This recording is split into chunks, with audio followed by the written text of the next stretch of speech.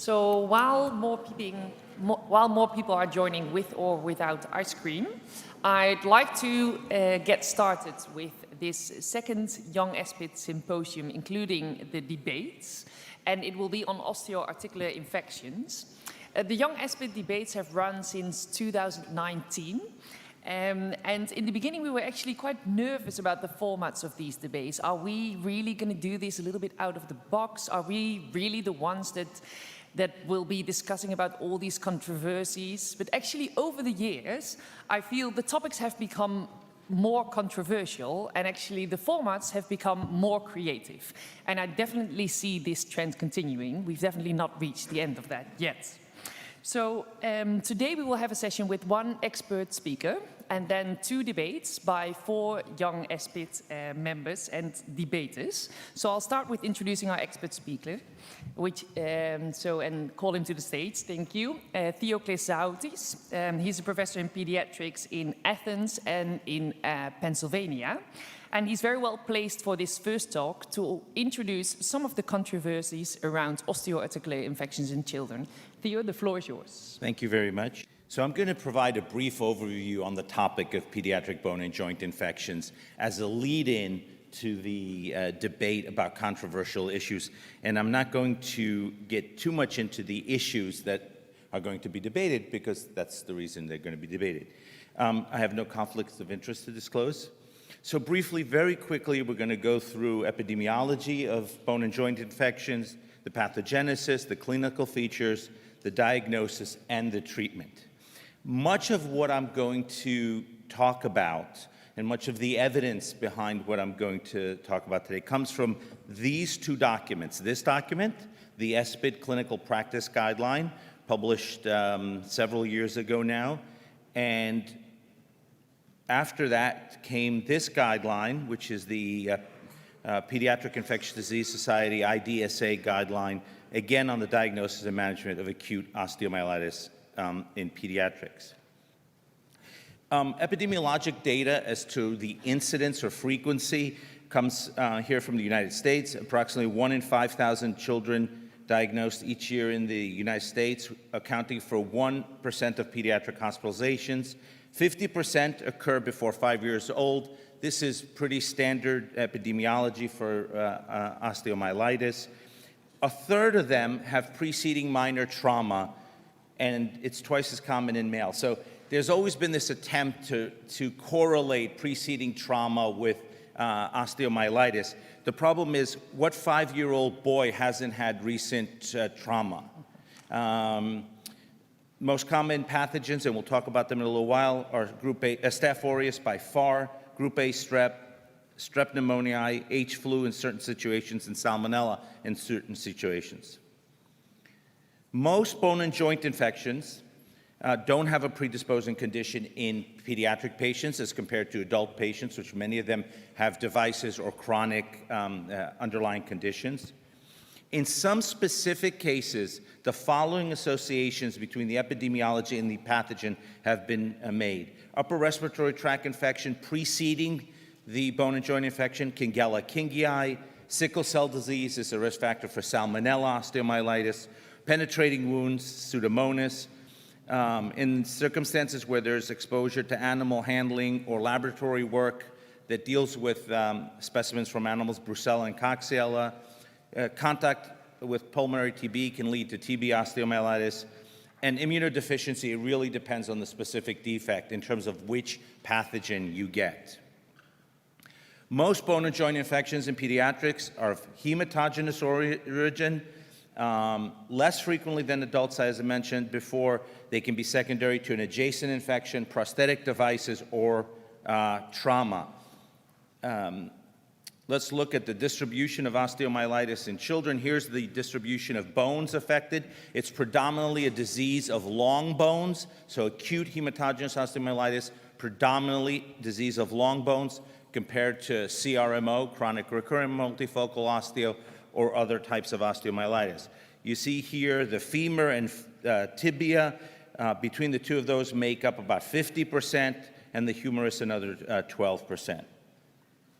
In septic arthritis, we see the hip is the predominant site of infection, followed by the knee, the ankle, and much less frequently the elbow, the shoulder, and other joints.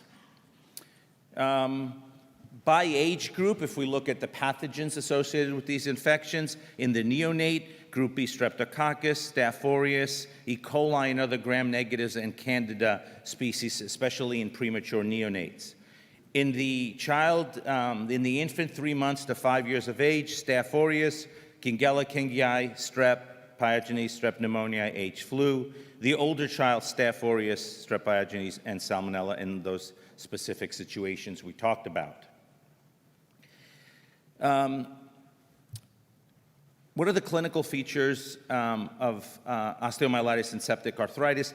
Osteomyelitis has a more insidious onset than septic arthritis, usually symptoms for about 6 to 7 days before they come to attention. About approximately 80% of patients have pain, 70% will have localized signs and symptoms. Remarkably, 40% will not have fever. 50% will have some symptom attributable to the joint or the extremity, either reduced range of motion or weight bearing and limping.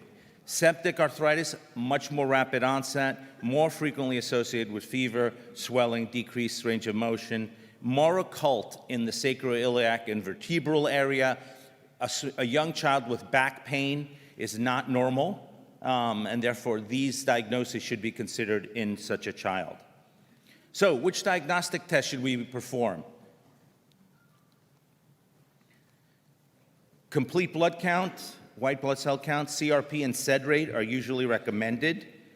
The CRP and SED rate sedimentation rate have high sensitivity, but very low specificity. They end up being much more useful for following patients, especially CRP, than for diagnosis. The IDSA, in contrast to the Espid guideline, does not recommend sedimentation rate. I'm going to point out some of the differences between the two guidelines because they actually are very similar. Lack of evidence to support the use of procalcitonin in the diagnosis of bone and joint infections. Cultures of bone, joint, or blood is the gold standard, but yield of blood cultures is only 50 to 60%. Arthrocentesis is part of therapy for septic arthritis. For osteomyelitis, aspirating the bone does not seem to affect the outcome of the patients, other than for potentially establishing an organism. Kingella, if you're suspicious of Kingella, the patients in the age group has the upper respiratory tract symptoms, inoculate blood culture bottles with the synovial fluid because the yield for Kingella Kingae is much higher. What radiologic imaging would you like, and what is the accuracy for diagnosing osteomyelitis? Ultrasound has high sensitivity for the diagnosis of septic arthritis. It probably is the first test we do for suspected septic arthritis. MRI is the most reliable imaging study for bone and joint infections, specifically osteomyelitis overall. X-ray imaging, recommendations are that we always do it at baseline, not to establish the diagnosis of osteomyelitis, but to rule other diseases and potentially for follow-up. X-ray can miss joint effusions, especially in the hip. Findings on X-ray early, you may see some soft tissue swelling in the first 10 days, loss of the fat planes around the bone.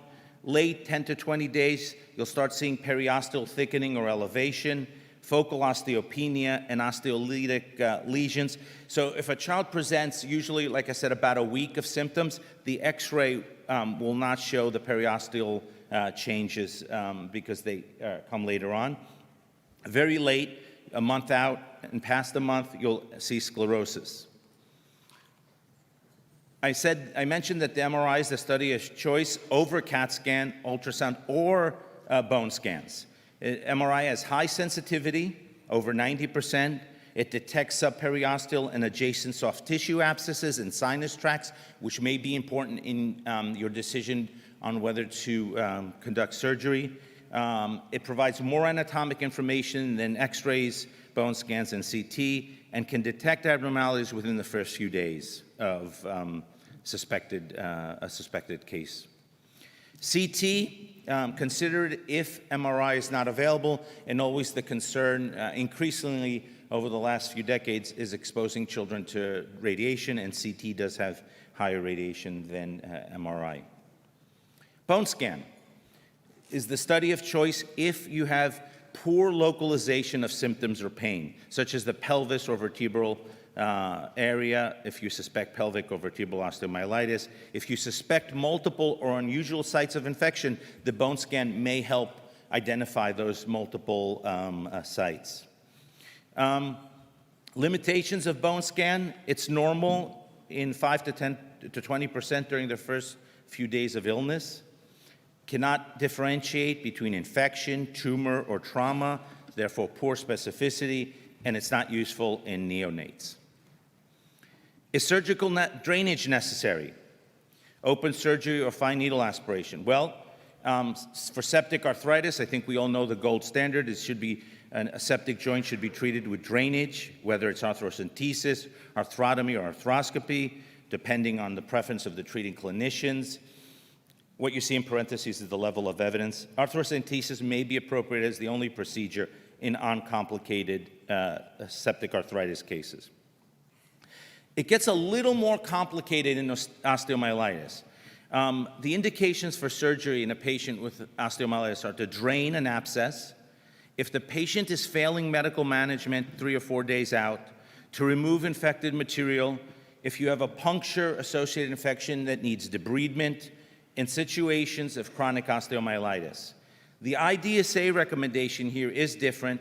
They suggest performing invasive procedures in all cases of osteomyelitis to collect aspirates or specimens for microbiology.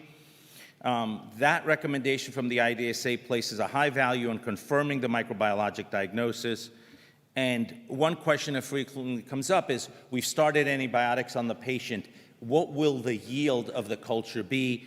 And specimens obtained within 24 to 48 hours of antibiotics have similar yield to not having started antibiotics.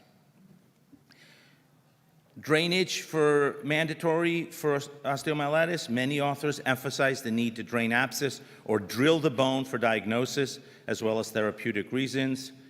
In a paper, an older paper now, by Cole et al., they demonstrated early acute osteo was successfully treated without drilling the bone and only by aspirating the abscess. There are no controlled trials in the literature to answer this question. What do we start in terms of antibiotics? You've done your test, you've done your imaging study. Antibiotic therapy should be started as soon as possible after collecting the appropriate specimens, whether they be blood, etc., and no more than 48 to 72 hours later. The question is, in a well-appearing child that you suspect osteomyelitis, can you wait?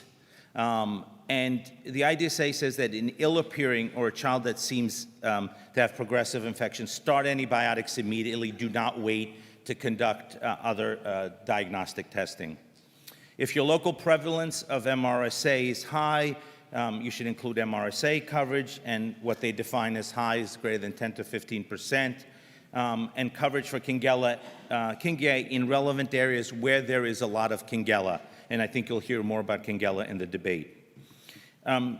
We're talking about Staph aureus, and Staph, maybe a little group A strep, first-generation cephalosporins, anti-staphylococcal penicillins, and clindamycin are appropriate empiric agents. If MRSA is documented, Clinda, or if Clinda resistance is high, think about a glycopeptide or linezolid. In neonate, because of the gram-negative issue, we consider adding gentamicin or cefotaxime.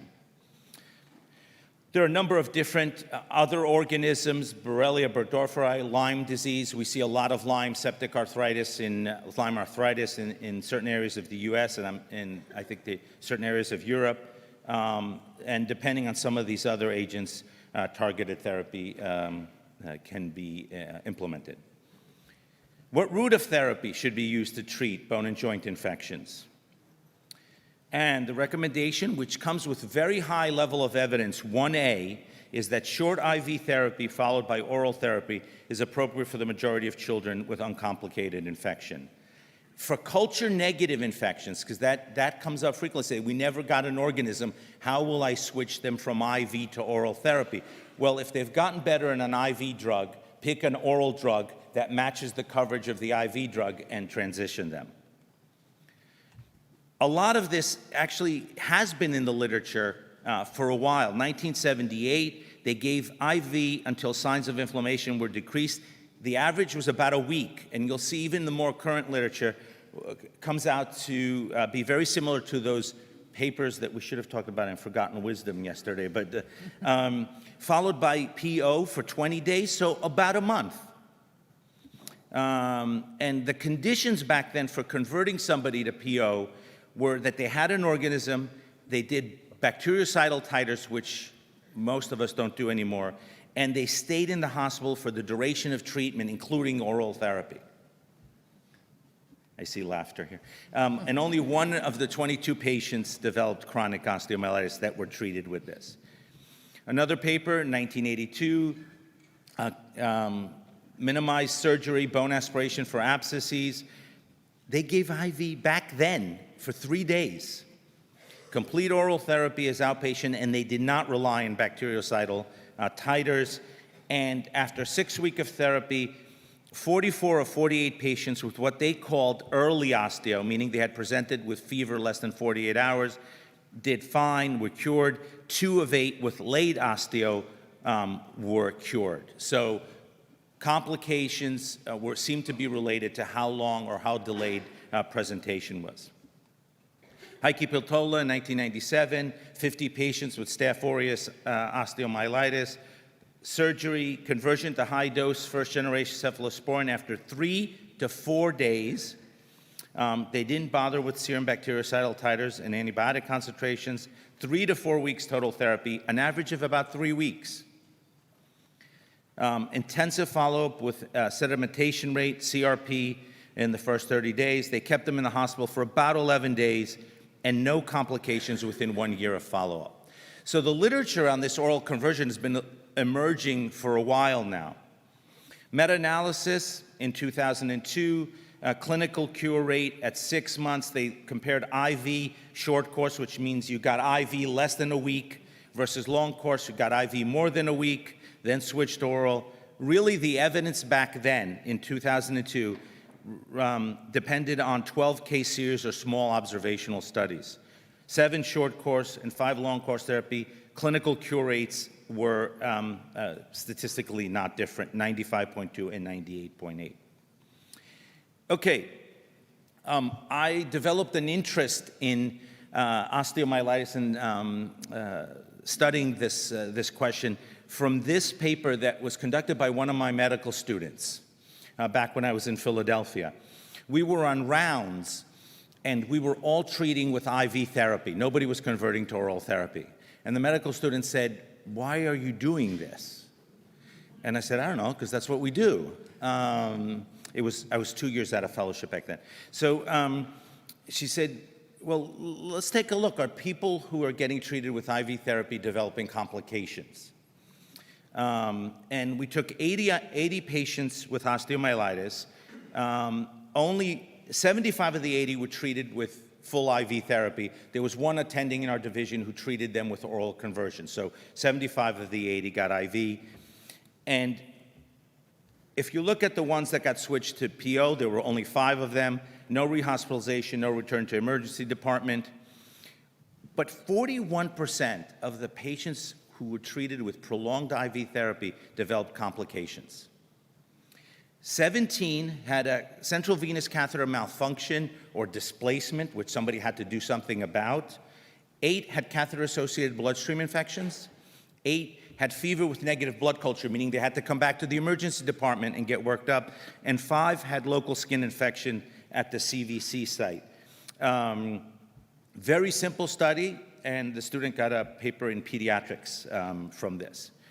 This led to conducting this study here, which was comparing intravenous to oral therapy, a large cohort study. 1,000 patients got IV, 948. This was not randomized. It was using an electronic medical record from across many different children's hospitals in the United States. And what you see here is that the treatment failure within 6 months of diagnosis was 5% in the IV group and 4% in the conversion to oral therapy group, with no difference in any of the secondary outcomes. Catheter-associated complications, of course, only occurred. There were 35 of them in the IV group, and adverse effects of antimicrobials were higher in the IV group.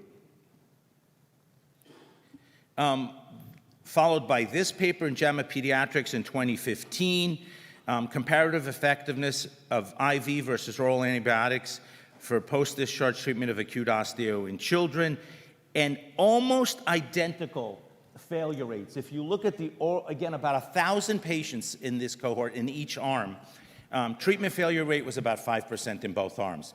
So 2 studies with about now 4,000 patients have found a treatment failure rate of osteomyelitis about 5%. When to switch to oral therapy: when the patient is afebrile or the temperature is decreasing for 48 hours, improvement of symptoms, decrease in CRP of 30 to 50%, and the blood culture, if initially positive, has become negative. Usually about 5 days. If you think about those classic old studies, it was about a week before they were able to convert them. Neonates may need longer IV, 10 to 14 days, and this is just personal experience. There's no data for that. How long do we treat? Minimum duration of antibiotic therapy should be 2 to 3 weeks for septic arthritis and 3 to 4 weeks for osteomyelitis. High level of evidence for that. Patients who belong in one of these categories may require longer durations: young infants, complicated or high-risk infections with Salmonella, MRSA, and PVL-positive MRSA. 1975, duration of therapy, less than 21 days. 19 developed recurrent or chronic infection. Greater than 21 days, 1 did, hence the greater than 3 weeks discussion started back then in the 1970s. This is in 2010, prospective randomized trial, 131 children with osteo, 3 months to 15 years, 20 versus 30 days of therapy, either with clindamycin or a first-generation cephalosporin. 89% of the patients had Staph aureus, all of them MSSA. They received 2 to 4 days of IV, followed by oral, no complications, 1 minor sequelae in each group. Short course for septic arthritis was 10 days versus 30 days, and in this study as well, there were no differences, no relapses when patients received 10 days for septic arthritis. What happens to CRP and SED rate and white blood count? I think this is, these charts I find very useful, and they also have changed my practice in terms of whether I repeat a white blood cell count or at an erythrocyte sedimentation rate. The SED rate bumps and stays up almost for the duration of therapy. It does decrease a bit, but the CRP, as you notice there, dramatically decreases with appropriate therapy. A much better marker than either the SED rate or the white blood cell count to follow. This looks at very similar data. I'm not going to cover that in the interest of time. One thing to note, if a patient does undergo surgery, the SED rate and CRP will be higher than if they don't, and also will take longer to come down. So keep that in mind when you try to interpret the CRP. If they had surgery 2 days ago, it may be going up before it comes down. Risk factors associated with sequelae: young infants and newborns, higher risk. I mentioned infections caused by MRSA, longer duration of symptoms before therapy, hip involvement, because of the risks of growth, affecting growth of the bone. And children with these risk factors should be followed more closely and for longer periods of time to rule out, to treat any complications. Do we need to conduct imaging at the end of therapy? In children with uncomplicated osteomyelitis, there's a recommendation against obtaining end of therapy, either MRI or X-ray. The MRI will show abnormalities for a long time after you stop therapy, and the X-ray won't be helpful. In situations where there's involvement of the physis or complicated osteomyelitis, you can consider performing an X-ray plus or minus an MRI. Thank you very much.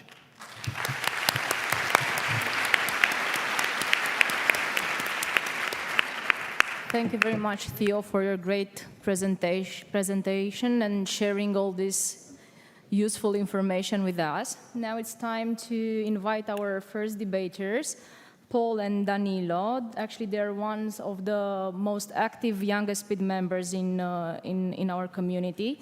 Paul did part of his training in Malta, but also studied in London, in Great Ormond Street and St. George University Hospital. His main interests are inborn errors of immunity, infection in the immunocompromised.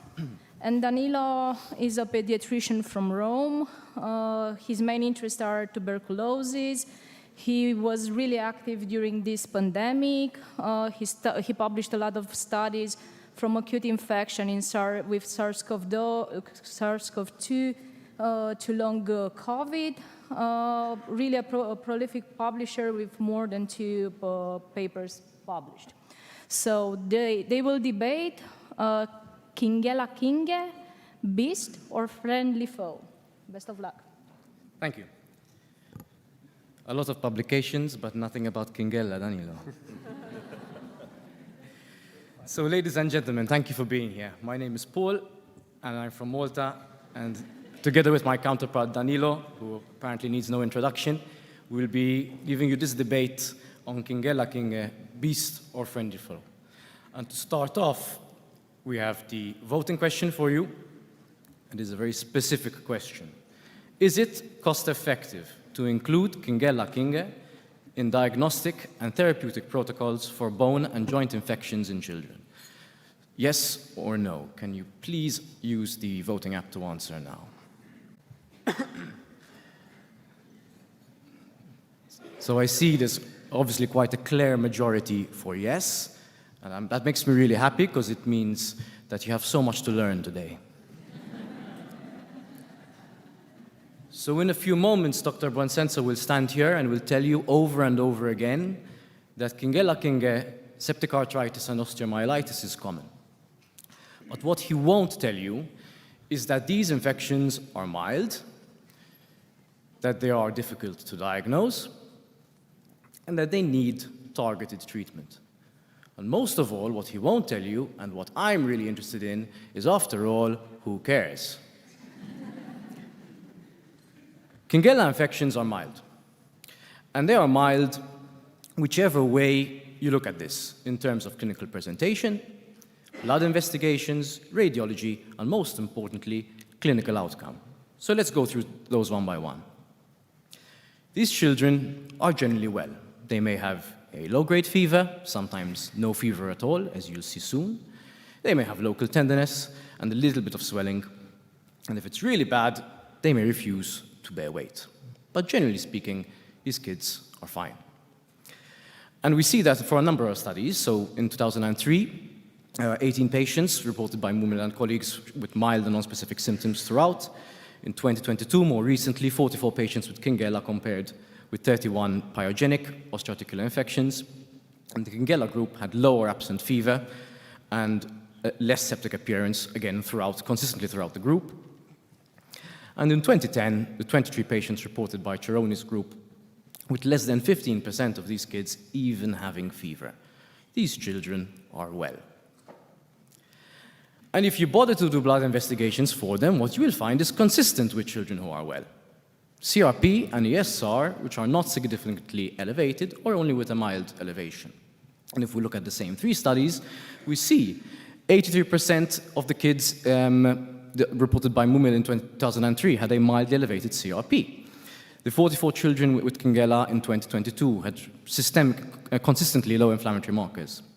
And Cerrone's group saw 40% with an absolutely barn door normal CRP. Children who are well, blood tests that are normal. And if you look at their x-rays, again, and their imaging, you will find some periosteal elevation, you will find some joint effusion, and sometimes some bone destruction, but these are mild, reversible changes. And if we go to the evidence for this, again, Sharoni's group show osteomyelitis, which is systematically less severe than other causes of bacterial osteomyelitis. And Kanavaki's group comparing 21 Kingella patients with 10 gram-positive cocci patients, and we see significantly less bone reaction, significantly less severe soft tissue reaction. Well children, normal blood tests, underwhelming imaging. But most importantly, what becomes of these children? And this disease is by and large a self-limiting disease. They get better, sometimes, often, even without antibiotics. And we see, again, Sharoni's group showing a shorter duration of symptoms compared with other bacterial causes. 53% reported in 2010 by Dubnov-Raz, treated with oral antibiotic treatment alone. And the 18 patients reported in 2003 with complete cure and no functional sequela on 6-month follow-up. Well children, normal blood tests, underwhelming imaging, and they recover completely. And if this slide is busy, I can only apologize, but it's really because there's so much data to support what I'm telling you. So, from 2011, fever of 0.2 days versus 3.5 days comparing Kingella with Staph aureus, significant. Fever of more than 2 days, 1% with Kingella, 34% with Staph aureus, significant. Hospital stay of 6 days versus 14 days, significant. And complication rate, 1%, 1.6% for Kingella, 23% for Staph aureus, significant. And the drainage, so Kingella patients required diagnostic drainage, but only one patient in this group required a second therapeutic drainage. Whereas with the Staph aureus group, almost a quarter required a second subsequent drainage, and one of them needed to go to intensive care. And most importantly, we see a shorter antibiotic duration and an ICU admission rate, intensive care admission rate of 0%. Intensive care admission rate of 0%. And sequelae at 6 months of 0%. Why am I hammering this home? Because if you care about Kingella and you want to find it, you need to make some effort to do so. And we know that the culture methods, the traditional culture methods, are largely not good enough. So from 2003, 5 of the 18 patients reported by Mumil were only detectable by 16 SPCR. Yes, we know that if you inoculate the samples directly into blood culture bottles, it's better, but it's not enough. Sharoni's group again saw that all the cases that were detected by specific real-time PCR were negative by culture. And most impressively, 2005, 171 children with osteoarticular infections, 9 cases of Kingella picked up by culture, 15 were culture negative and only detected by 16 SPCR. So almost double the ones picked up by culture were there and would have been missed if you didn't invest in 16 SPCR. Fine, except that 16S, or targeted PCR, is quite expensive. It's not universally available. It certainly isn't where I come from. And in some cases with 16 SPCR, there may be issues around specificity. And if you don't believe me that it's expensive, let's look at this paper from 2020, looking at precisely this question, cost-effectiveness of targeted PCR and 16S PCR, not specific to Kingella, but relevant nonetheless. And the figures here are quite impressive. If you implement 16S PCR, it will cost you 4,000 sterling to implement one antibiotic change for one patient. And for targeted PCR, it's better than that, it's 1,500, but it's still a lot of money for one antibiotic prescription. Loads of money, limited gain. And so the conclusion here is, yes, 16S is more expensive than targeted PCR, and both assist microbiological diagnosis, but really very rarely impact antibiotics. And why is this important? Because the Kingella has shows some resistance to penicillin. It's inconsistent, but it's there. So if you care about Kingella and you want to find it and you want to treat it appropriately, you may have to broaden your spectrum. And again, this is fine, except it has potential implications on antimicrobial stewardship and antimicrobial resistance rates. And if you don't believe me, maybe you will believe the new kid on the block, ChatGPT, because I asked him, or her, or them. And ChatGPT tells us the evidence suggests, as I'm telling you, that Kingella osteomyelitis is a mild disease. And when asked precisely this question, is it cost-effective to include Kingella in diagnostic and therapeutic protocols, ChatGPT tells us, while the cost effectiveness may vary depending on local factors, the potential benefits of accurate diagnosis and appropriate treatment suggest it is likely to be cost effective in many settings. I don't know about you, but if AI is destined to replace us all within the next 10 years, it doesn't sound very convinced by that argument. And finally, to close off my pitch, it gives me no pleasure to show you the next slide. In this image that was sent to me by an anonymous colleague, you see what I can only think is Danilo selling his new book, Kingella and Me, which probably explains why he's so emotionally invested in convincing you that it's important. In conclusion, there are plenty of things to worry about in life. Kingella, septic arthritis, osteomyelitis is not one of them. Number two, you're not missing out much if you're not spending money on 16S PCR. Spend it on something else. Buy yourself something nice.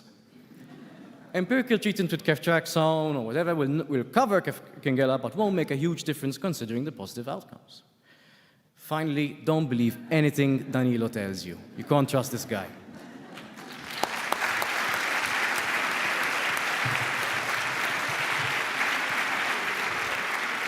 Sorry, why are you clapping your hands? For what?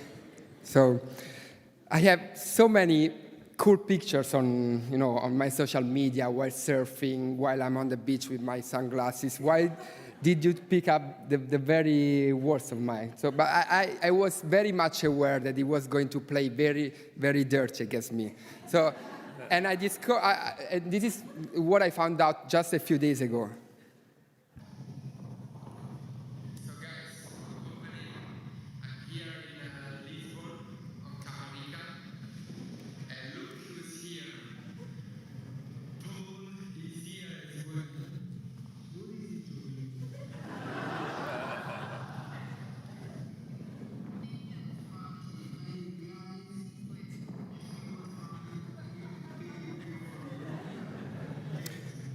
So he created a full WhatsApp group. He created a full WhatsApp group to promise a beer if you vote for him. But so, I know it's very dirt play, but I will try still my best to convince you, or in case I lose, at least one of you will pay a beer for me. But so let's see. Let me start from the beginning. So despite we know that Kingella is very difficult to culture, the studies from the very last year still tell us that Kingella is probably, if not the most, at least the second most frequent pathogen of etiological agent of acute osteomyelitis and or septic arthritis, and particularly in very young children, younger than 5 years of age, or particularly those aged 10 to 24 years of age. So first of all, from an epidemiological perspective, how we don't want to look for the etiology to understand the epidemiology of diseases and to understand better the pathogen, and also to understand better the long-term outcomes of the agent that it's most probably in the future is going to be the most frequent agent in children under the age of 5. But most importantly, the more we are going to find this pathogen, the more the cost will be lower during the next year.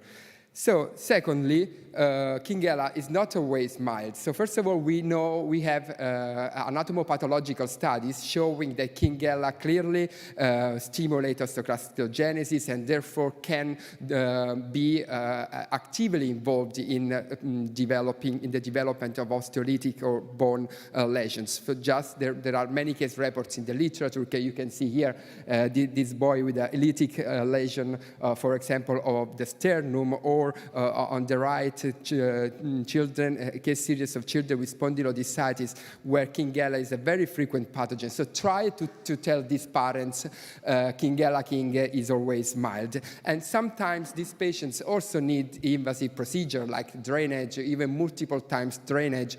And the clinical outcomes are mostly good, but not always. And let's not forget that this is a disease that we know since just a short time.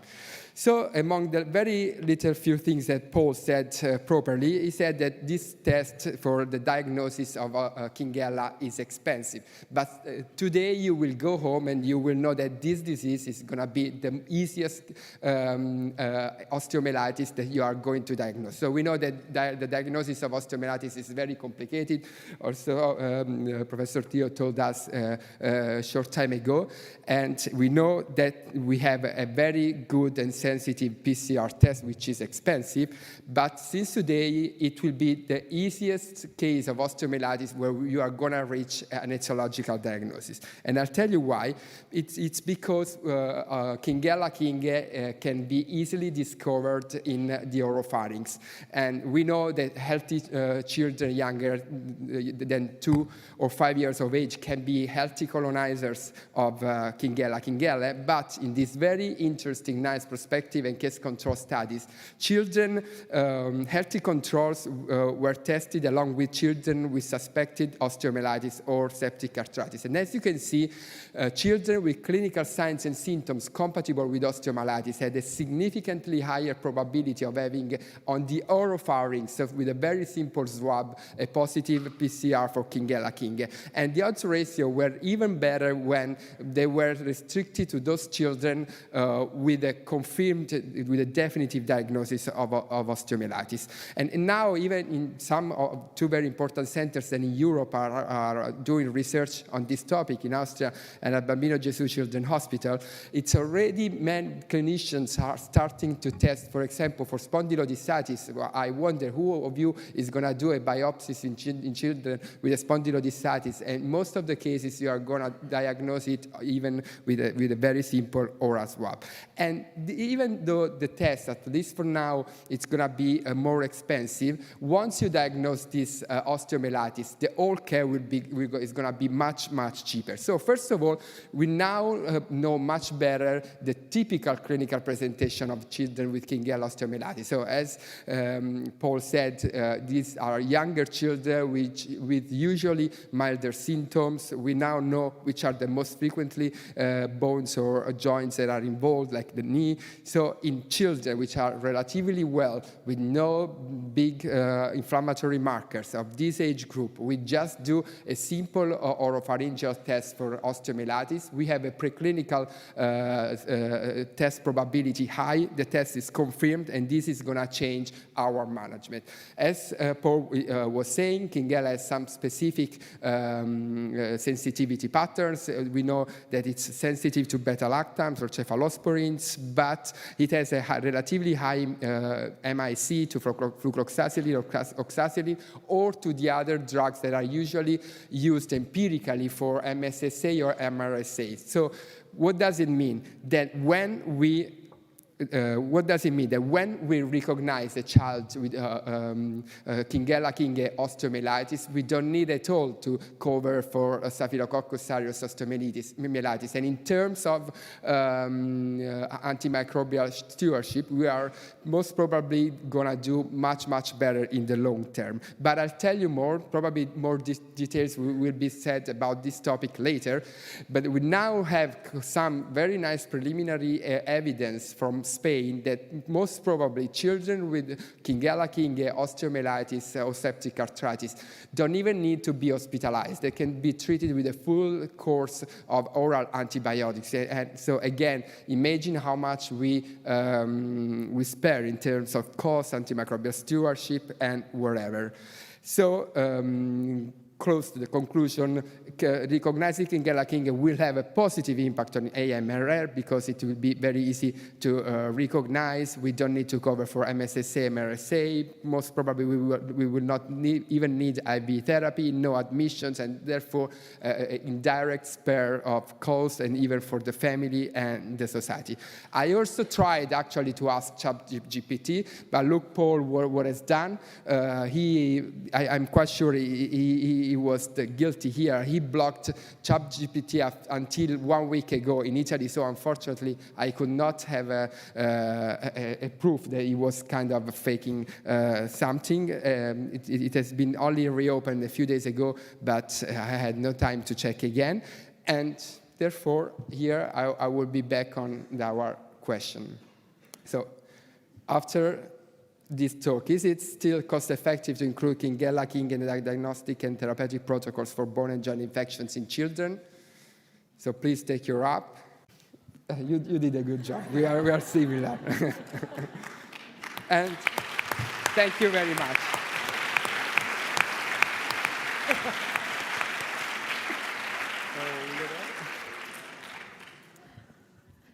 Good afternoon. So the boys have rocked, but the girls will roll. So I'm very happy to introduce the next debaters. The next debate will be presented by Isabel Mellado Sola, who is currently a third-year resident in pediatrics at La Paz University Hospital in Madrid, Spain, and will soon be training in infectious diseases. So we hope we have managed to convince her to join us all. And she will be joined by Zeynep, who is currently a fellow in pediatric infectious diseases at Marmara University School of Medicine in Istanbul, Turkey. And they will be debating exclusively oral treatment for osteoarticular infections. Is this time?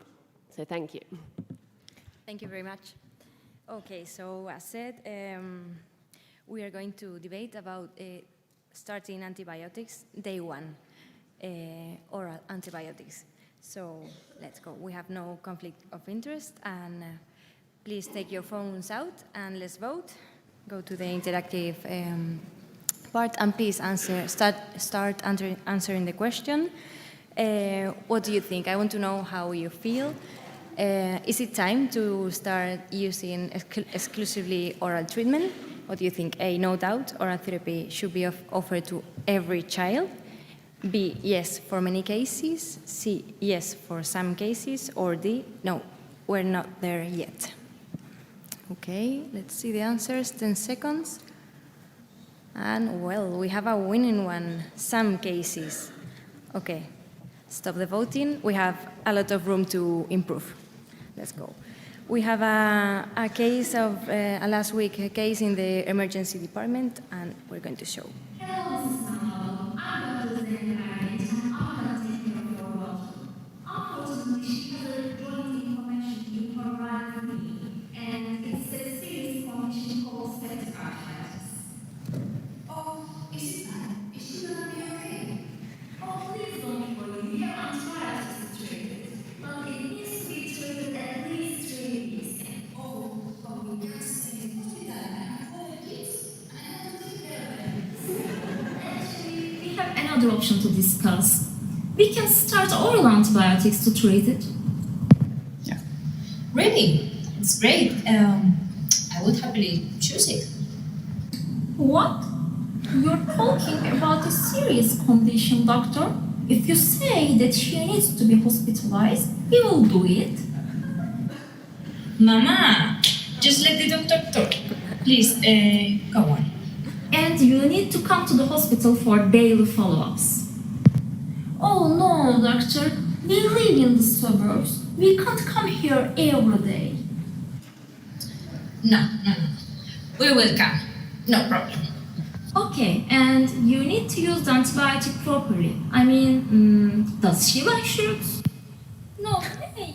I hate syrups. They stink.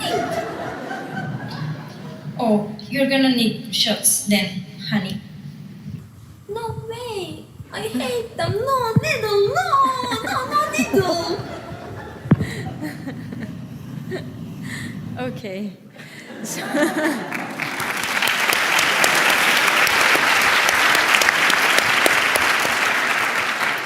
Now let's go.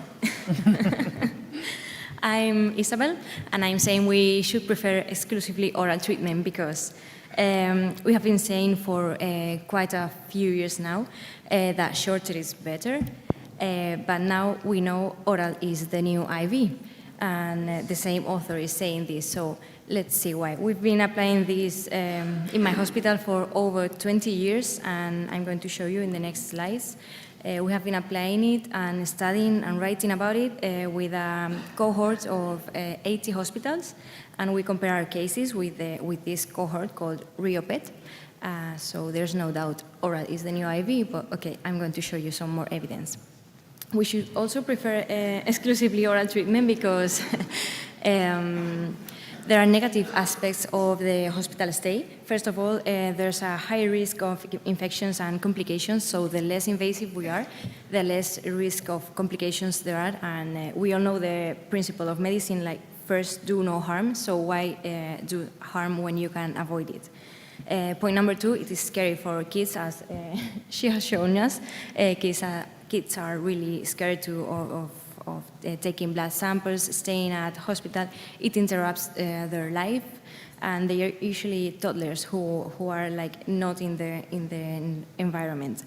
Point number 3, for families, it is much easier to come to an ambulatory consult, to the clinic, for 1 day, and then maybe pick up the phone 2 times more, and it's done than to stay for 3, 5, or a whole week in the hospital.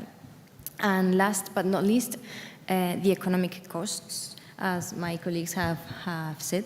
It is really expensive to have a kid stay at hospital for 1 day, 2, and a week, and we have limited resources, so there's no doubt we have to save money when we can, and if it's not necessary, then why spend that money?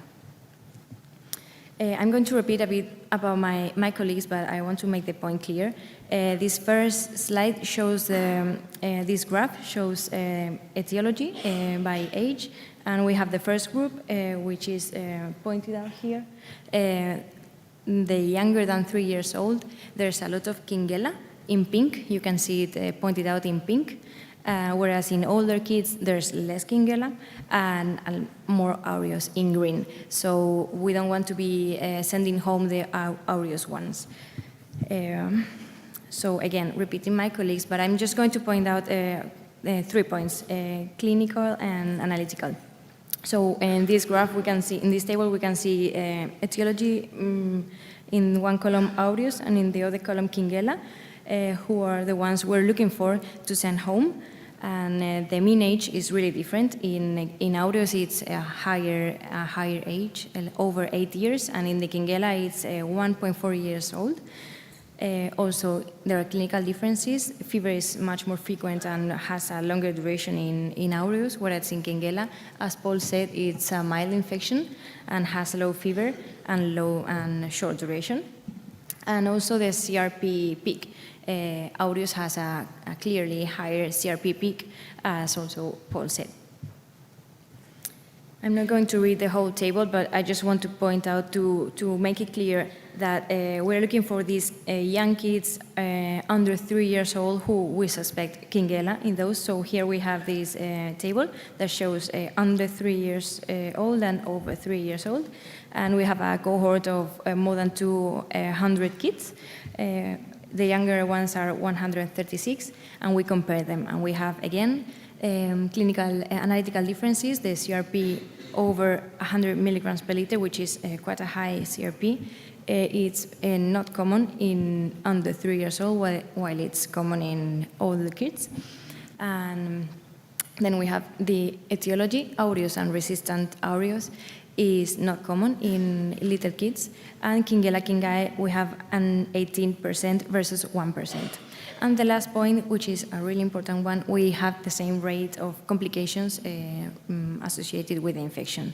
So we've been doing this for over 20 years and have the same rate of complications. Now, next point. I'm going to quote a New England Journal of the 1970s that said that osteomyelitis is rarely controlled without the combinations of surgery and IV therapy. But again, it was the 70s. We also had these TVs in the 70s. It was more than 50 years old and 50 years ago. And we've been studying a lot of this as he has shown us. For example, I'm going to talk about the OVIVA trial, which I don't know if you know about it, but we've been using it a lot. And it's about oral versus IV therapy for bone and joint infection. And it was for adult patients with osteoarticular infections. And the question was, is oral non-inferior to IV? It had more than 1,000 patients, as we have seen other studies. It was in England, randomized, open non-inferiority trial with 1 year follow-up. And these are the results. The results is same rate of failure, median treatment, severe adverse effects, and of course, less catheter complications. So yes, the question was answered, and oral is non-inferior to IV. So, okay, we know it's non-inferior, but we cannot offer it to every child. We have to select the patients. So we have essential criteria for oral treatment. First of all, they have to be healthy, otherwise healthy kids with good oral conditions, and of course have adequate oral intake because they have to take the syrup. And then the family has to be able to come to follow-up visits, at least one visit in the same week after the diagnosis, and then maybe phone calls. And in this point, we also need to have a clinic available for them to come. That's not possible in every setting, but in our hospital, there's no problem. We can see them every day. Kingella, Kingae has to be strongly suspected. That's why I've told you all about who we're looking for, or demonstrated with the rapid testing we've been talking about. And there cannot be bad prognosis factors, which are very few. Being over than 3 years old, having a high CRP, having a high ratio, or being cervical spondylodiscitis. So, summing up together these essential criteria and the bad prognosis factors, we have this table for proposed criteria for initiating oral antibiotic treatment, in the first day of the diagnosis.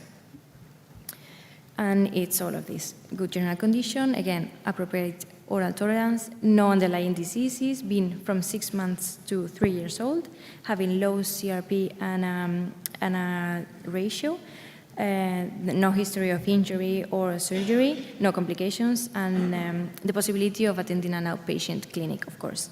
So I think there's no doubt that oral is the new IP. Thank you.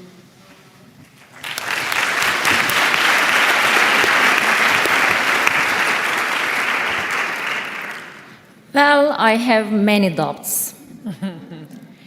I think it's early to use initial oral treatment, and we should first start IV antibiotics because bone and joint infections are not always caused by Kingella in children younger than 5 years. We have other pathogens in these children.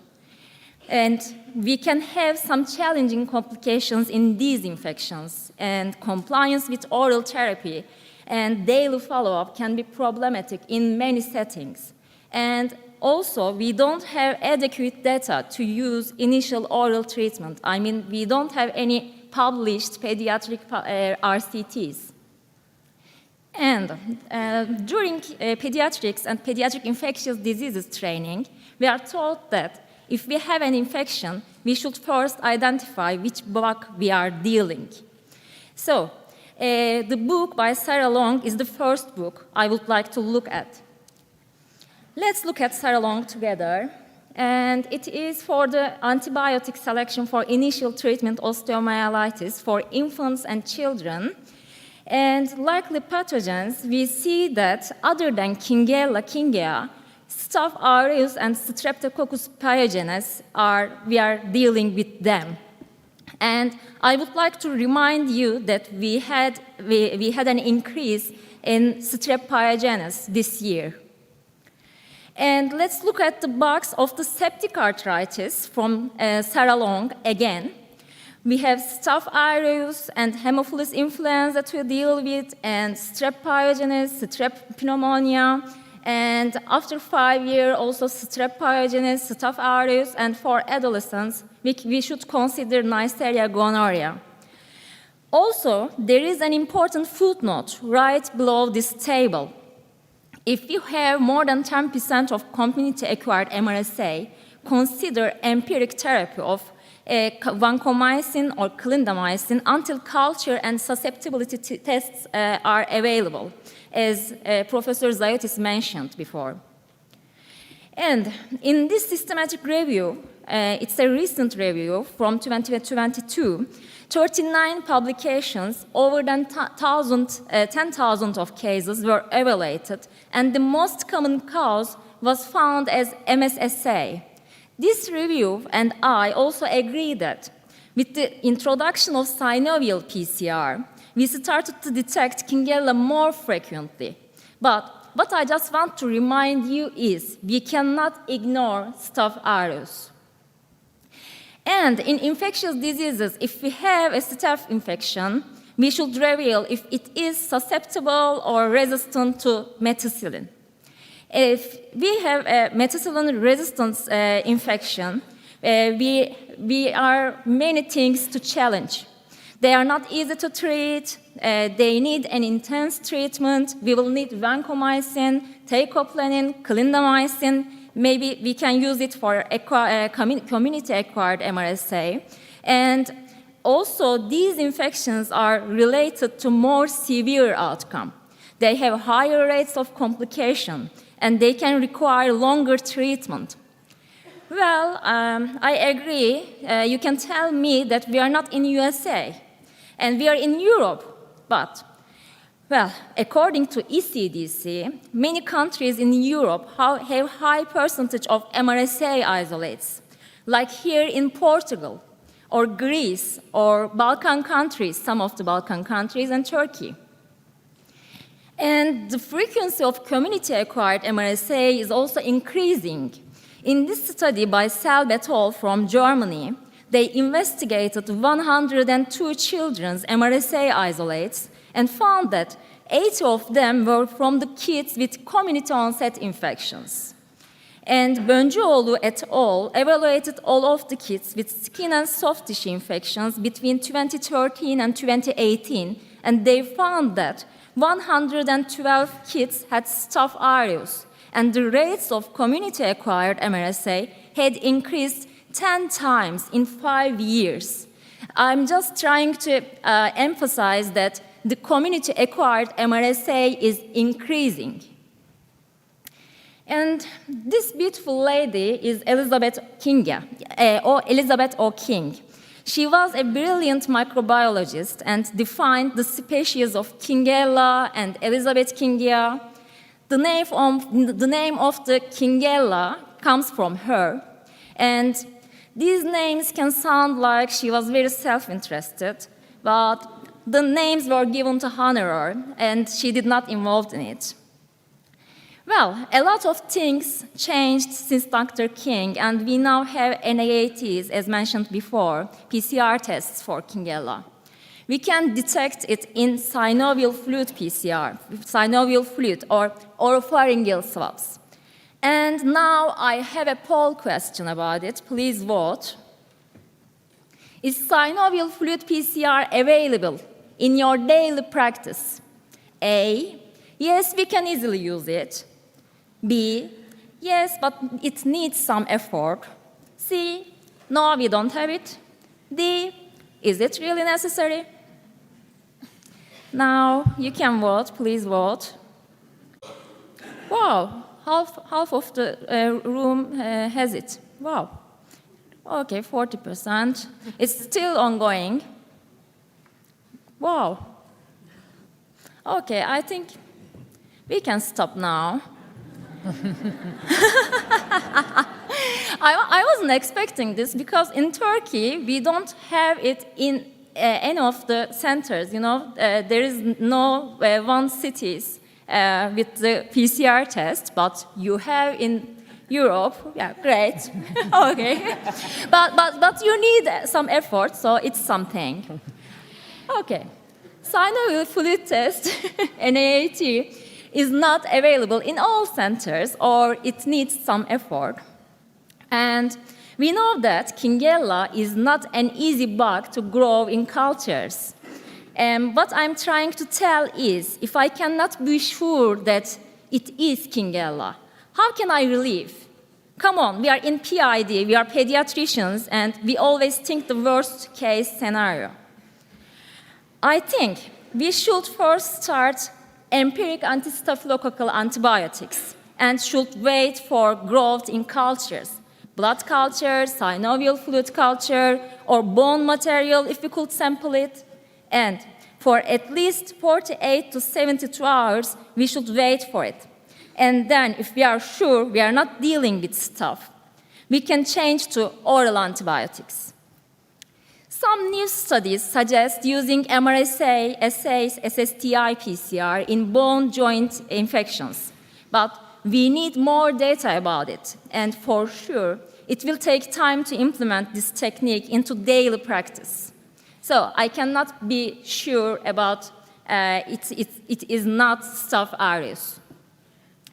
And I will talk a little bit about the complications of the disease. I have some worries about it. I used to wander around jealous of how healthy even trees were. These words belongs to Turkish writer Peyami Safa. He suffered from chronic osteomyelitis himself, and in his famous book, The Nind External World, he described the pain and suffering of a 15-year-old boy from osteomyelitis.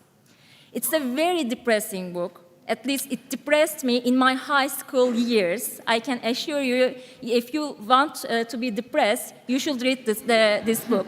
Yeah, go for it. And we are debating on a disease that affects the quality of life and sometimes threatens lives. Come on, you just heard what Grandma said. It is a serious condition. And I also have some doubts about compliance to oral treatment. Have you ever heard of terrible 2, horrible 3, and I don't want to say the 4. Let me show you how hard it is to deal with kids in these ages. Trust me, I have a 4-year-old, so I know all of that about it. Yeah. No, it stinks. Yeah, it can be that way, yeah. And I also have doubts about daily follow-up. Can you come to the hospital for a daily follow-up? Well, I'm going to ask this question to the world's most famous infectious doctor. He is the one. Well, he says everybody lies. Yeah. And you can say, but they care their children. It is different for them. Well, Dr. House does not think so. Yeah, I agree with him. And the final point I would like to emphasize is there are no published pediatric randomized controlled trial data showing exclusively oral treatment is non-inferior to IV treatment. And there are ongoing 2 RCTs on this topic from Denmark and Australia, New Zealand. Their names are Child at Home BJI and BEST. Child at Home BJI is expected to be completed in September 2024, and the BEST study by December 2026. I think we should at least wait for the results of the Child at Home study before using exclusively oral therapy for bone and joint infections.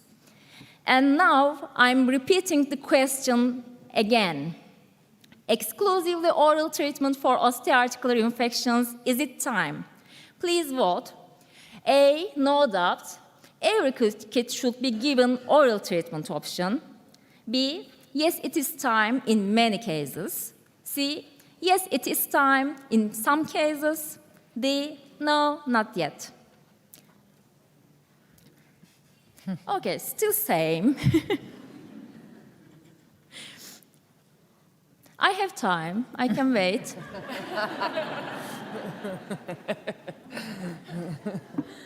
Yeah, I can also buy you a beer after the session. Yeah. You have 2 whole minutes, so. Yeah. Okay. It no changes, so we can finish, I think. Thank you.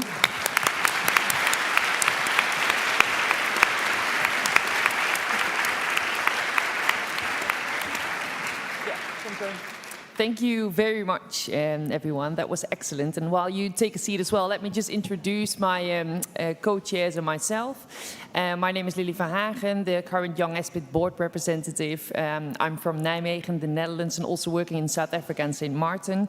Next to me is Raluca Lisandro from Romania, also the current Young Espid board representative. And then we have Anna Brett from Portugal, who is very active in the Committee for Education, actually the former Young Espid board representative. And she's also a member of the local organizing committee of this conference. And let me start off with a comment and a question.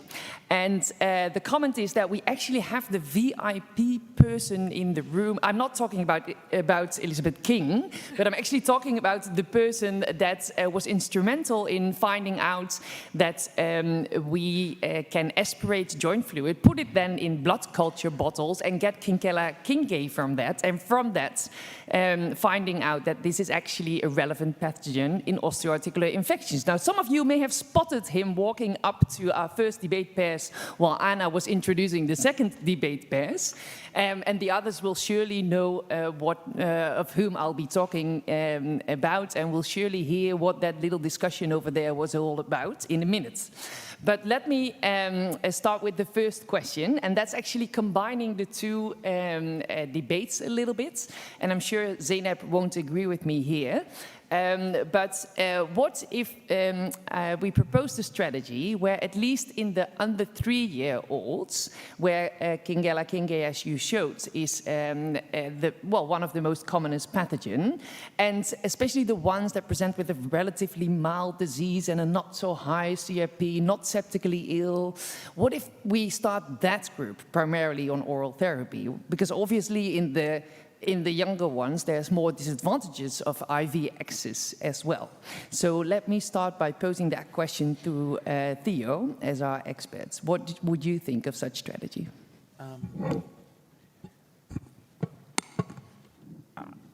Yes, in some cases. The data, I think the New England Journal paper, although done in adults, adults arguably probably have more severe disease than the disease we see in pediatrics, although one can argue the consequences or sequelae in a growing bone are significant. But I think in the scenario you described, and based on the data, that I would consider oral therapy initially. The question with Kingella also has to do with the local epidemiology. I mean, when I was in Philadelphia before I came to Athens, we saw no Kingella.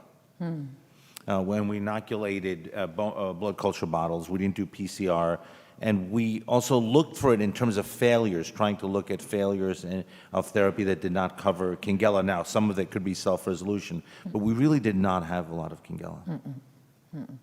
Yeah. So yeah, I was sure that our VIP would reveal himself. Yes. So please feel free feel free to walk up to the mic. When you know history, you know the present. When you don't know history, you don't know where you are, okay? So, in the Bible it says, respect your father and your mother too, but I'm the father, okay? So, last year we celebrated 30 years from the discovery that you can find Kingella in many children. Before it was a rare disease, and by mistake, and actually the paper is in PIDJ, published in 2018, how we discovered that. But young people, when they go for literature, they go usually 3 years backwards. Okay, so 30 years is also still in this period. But anyhow, the point was, and I want to not tell you how, if you want to, you can read the paper how we got to that. But I will tell you how we felt in children when we did not have the Kingella story. And after we already put Haemophilus influenza vaccine, so Haemophilus B was down. Most of the septic, of the osteomyelitis under the age of 3 without a trauma were culture negative. But nobody dared not to treat, exactly because what you said, because you don't know whether you missed a streptococcus or a staphylococcus, which is culture negative. So all of these children were treated at least for 2 weeks, and after 2 weeks you saw whether this is going too good, it cannot be Staphylococcus, and they were sent home. Okay? So I'm not talking about oral or not oral. I think that oral is very good for most of the children except severe cases. But the mere fact that you can find Kingella, you can say now what you don't have, and that is the main thing. I don't have strep, I don't have staph, I don't have pneumococcus, I have Kingella. And you have Kingella, what we learned, give him drugs and send him home now before he gets a nosocomial infection. So that's already cost-effective more than anything you've mentioned. Okay? So first, it's cost-effective. Second, the child wants to be home. He doesn't want you to be there, not with oral and not with IV. And the mother wants to be home unless her husband is not a nice guy, okay? So I think that if you know the history, you don't even doubt you need to do the diagnosis. We reduced by 40 to 50% the culture negative unknown osteomyelitis by this, and now you can treat better. All the rest is details.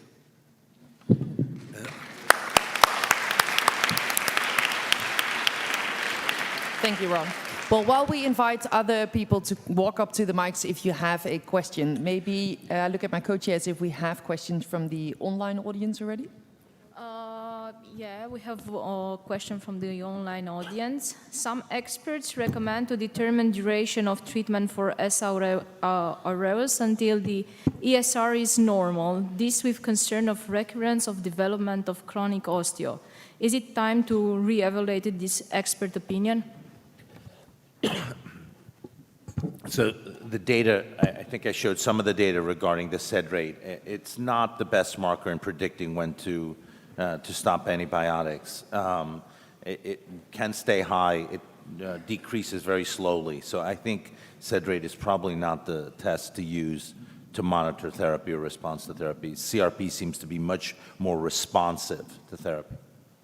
I don't know. Do you want to ask? Yes, thank you. My name is Lawrence Ross. I'm from Children's Hospital in Los Angeles. I've enjoyed the presentations today. They've been really very good and evidence-based. The concern that I think I have as a senior pediatric infectious disease physician is a lack of emphasis in this discussion of the impact of improperly treated Staph aureus infections that are osteoarticular in origin, but then because of concomitant bacteremia lead to substantial problems. Number two, using antimicrobials in a clinical trial may be substantially different than if it becomes a random use out in the community, because not all of the steps that are necessary to evaluate the potential for significant illness of that patient will be done in a standard way. And I would remind everyone, for all the old ID doctors out here, yes, the data surely supports the efficacy of oral antimicrobials, but when it was first done, and patients were using cephalexin on oral therapy with Nelson and McCracken's trials, I think they were on 100 per kilo per day, and they were getting bactericidal levels, and I think something like 20% of the patients need dose modifications to achieve satisfactory levels. So this is, again, a question of adherence, compliance, and understanding what you can expect in outcomes. Thank you.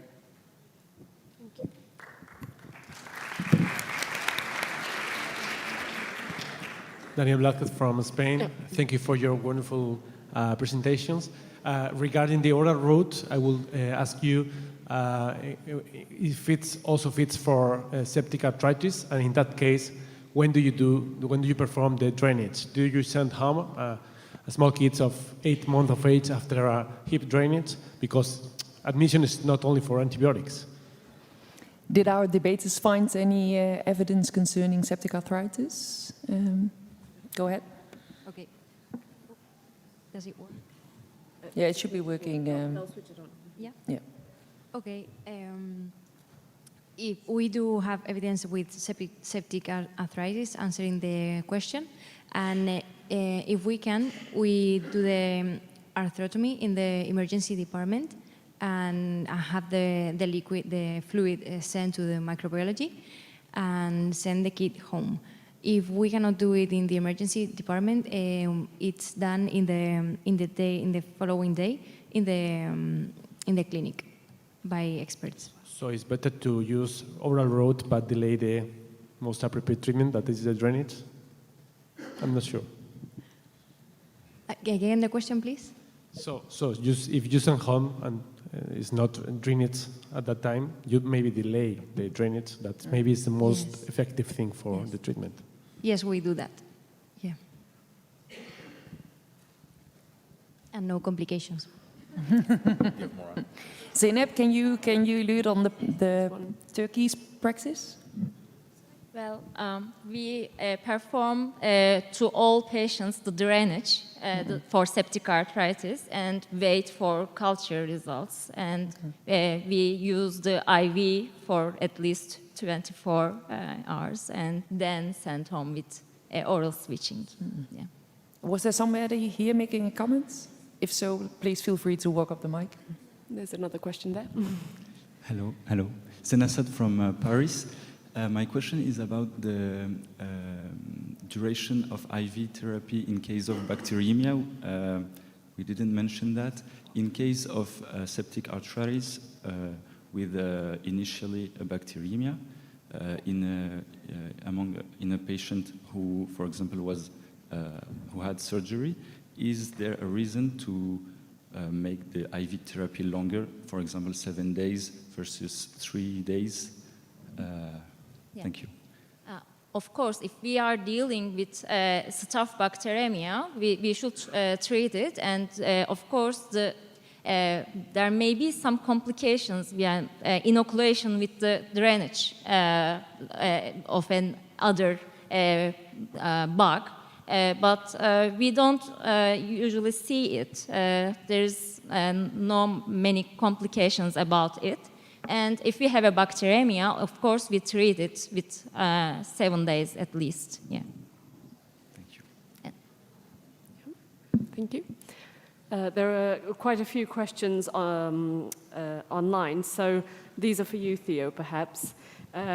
How would you treat osteomyelitis in a sickle cell patient, and how long would you give IV antibiotics for salmonella? So similar questions.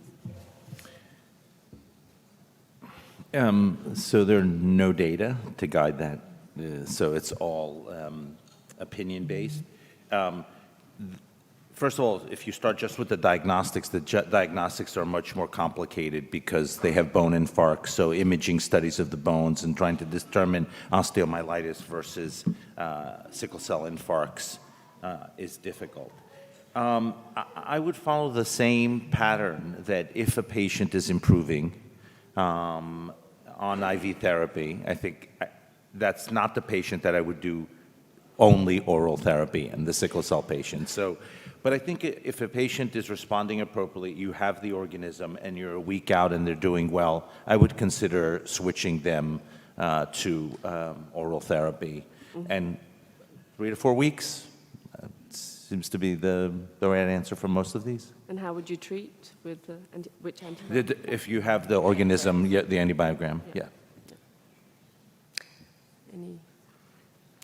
So there's another online question about the dose of antibiotics, and that's maybe for the Kingella debaters, so to say, under us. Because actually in the Netherlands it's also practice if you give oral treatment for Kingella to give a higher dose of amoxicillin, clavulanic acid. At least that's a practice that we have. I don't know if others recognize that. And there's a question online also about some guidelines recommend high-dose antibiotics, maybe double or triple the dose for certain bone and joint infections. Did you come across any evidence for this practice specifically for Kingella or in a broader sense? Or can you allude on the practices in your own countries? So no clear evidence about the double or triple dosages. We personally use the same dosage as in pneumonia. So for amoxiclav, for example, we don't use the 50, but the 80, 90 milligrams per kilo daily of amoxicillin. I have a question for you. What is You want to convince, you convince her to stay with the I was on your 80%, right? side, Prof. So what is the most serious complication of Kingella osteoarticular infection? Do you know? So it depends on the It depends on nothing. It's endocarditis. Okay. And Kingella endocarditis is a tragic effect because once you have endocarditis with Kingella, you have to take off a part of your heart. You cannot cure it with drugs. And children that come with Kingella endocarditis, most of them have a story of a mild osteomyelitis or something swelling of one of the bones, swelling of the small bones of the leg or something like that, which is basically what he wants not to treat and not even to diagnose, okay? And some of them were already seeing a doctor. The doctor said, let's see if it goes away. Of course it goes away because Kingella goes away. It goes away from the leg to the heart, my friend. So, Ron, I'm kind of glad that we asked you to be the kindest version of you before we started the session, because otherwise we would have been swamped, maybe. And bear in mind that the debaters don't always really defend what they debate, just so that he's safe. Actually, if anything, we are the.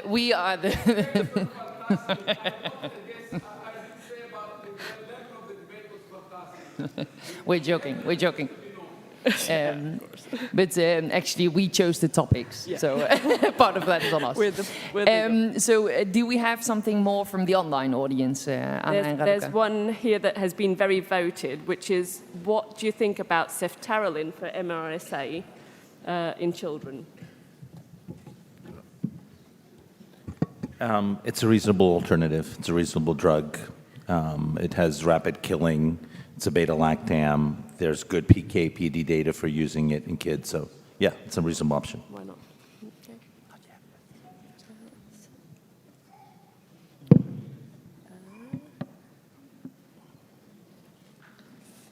Okay.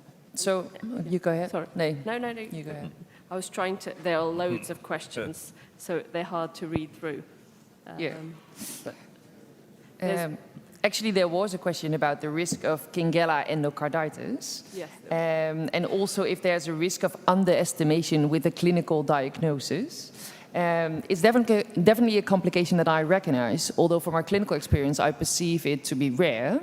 And quite often it's the primary presentation, and it's not even secondary to a child that presented with an osteoarticular infection before. Is that something that you recognize from your experience? The main point here is the misdiagnosis during the initial presentation of the joint or bone infection, because it's actually milder, and in that age group it's also relatively common, the reactive hip arthritis.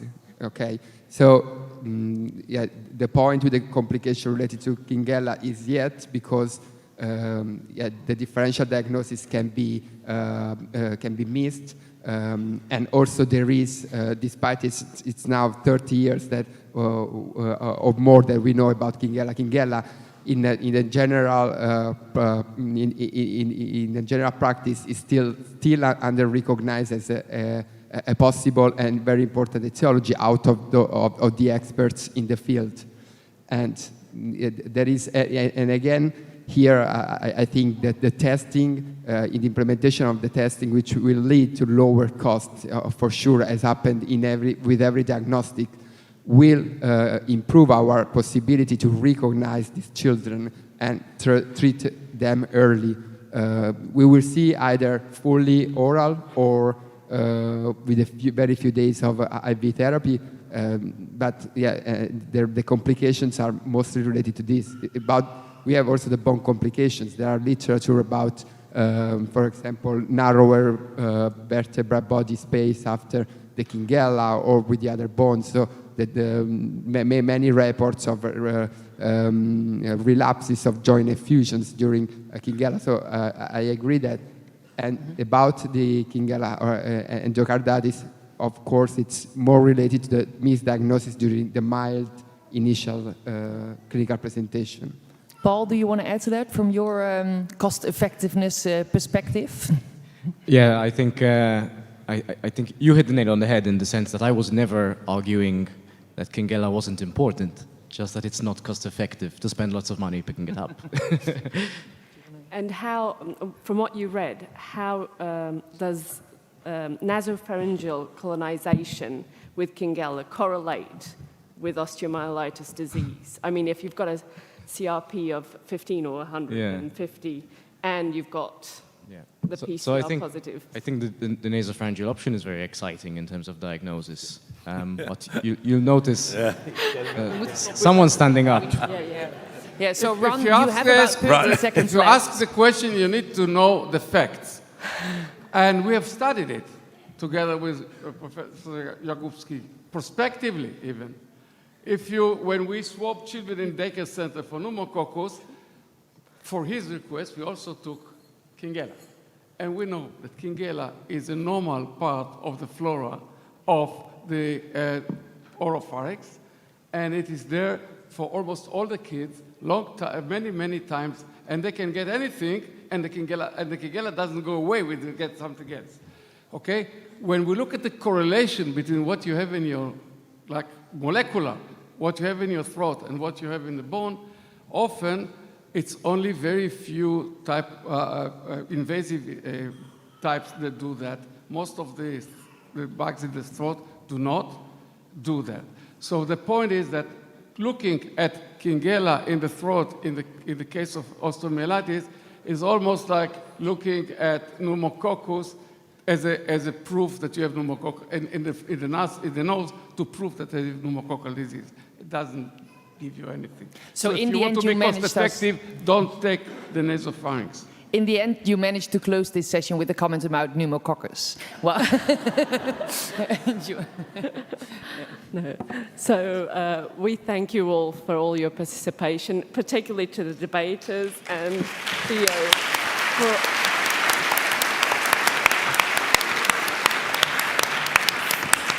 for another excellent Young Espid debate, and we look forward to see you next year for more Young Espid debates that will for sure fill out the rooms. And for those that are Espid members, we've got the Espid AGM in this room in about 15 minutes. Thank you very much.